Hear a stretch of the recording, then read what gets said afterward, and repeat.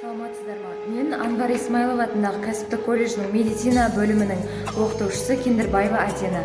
Біз колледжіміздің студенттермен бірлесе отырып, Әбу-Насыр әл-Фарабидің 1150 жылдық мерейтойына орай жасалып жатқан шығармашылық онлайн сабағымызға қош келдіңіздер. Сабағымыздың тақырыбы Дара тұлға әл-Фараби, қазақ даласы. Талай ұлы ғалымдарды дүниеге алып келді. Қазақ топырағынан ұлы ойшыл ғалымдар дүниеге келді. Оның бірі де бірегейі Әбу-Насыр әл-Фараби. Әбу-Насыр әл-Фараби жайлы толық мағлұмат білу үшін студенттерімізге кезек беремін. Әбу-Насыр әл-Фараби әлемге әйгілі ойшыл, философ, социолог, математик, физик және музыка зерттеушісі.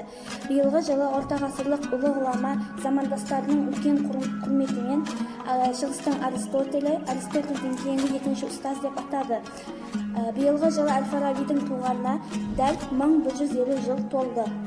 Әл-Фараби Хамада қаласында араб тілін үйренді, одан кейін 20 жылдай Бағдад қаласында әлемдік мәдениетпен кеңінен танысты.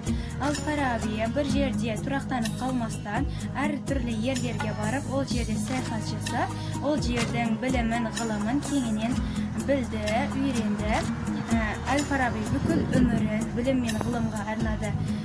Біздегі мәліметтерге қарағанда Әл-Фараби 70-тен артық жуық тілді біледі дейді.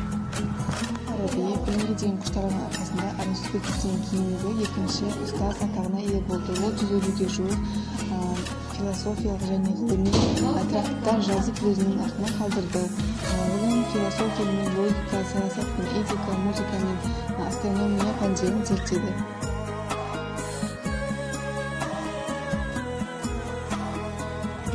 Бақыттың мәні парасаттылықта. Әркімнің өз алдына игілікті мақсат қоя білуінде.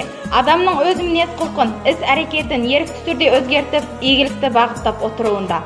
Бақыт өз басың үшін көксейтін игілік. Бақытқа жеткізетін әрекет тамаша әрекет. Бақыт қуаныш пен ләззаты асқан сұлу, ең әсем, ең көрікті. Барынша тиянақты және кемелді нәрсе түрінде аңғару арқылы ғана пайда болып, толық дәрежесіне жетеді. Шығармалардың қай-қайсысында бір нәрсені қиял мен жақсы бейнелеп шығаруға ғана арналған. Бақыт, қуаныш және ләззат.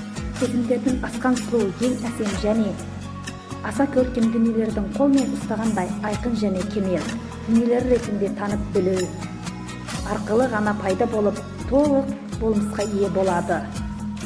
Әл-Фараби. Бақыт өз басың үшін көксейтетін игілік, бақытқа жеткізетін әрекет тамаша әрекет. Шын жеріне қызықтаған нәрсе ғана адамның жүрегінен орын алады. Ақыл-парасы адамның ойлауына, пайымдауына, ғылым мен өнердің қыр-сырын ұғуына, жақсы қылық пен жаман қылықтың ара-жігін ашуына көмектесетін күш. Ғылыммен айналыссам деген адамның ақыл-ойы айқын, ерік, жігері зор, тілек мақсат, ақиқат пен адалдыққа қызмет етуге талап жолында болуы шарт. Жай ләззат іздеу, кәсіп құмарлыққа ұқсас әрекет, онда болмаса керек. Тәрбиелеу дегеніміз адамның бойына білімге негізделген этикалық құндылықтар мен өнер қуатын дарыту.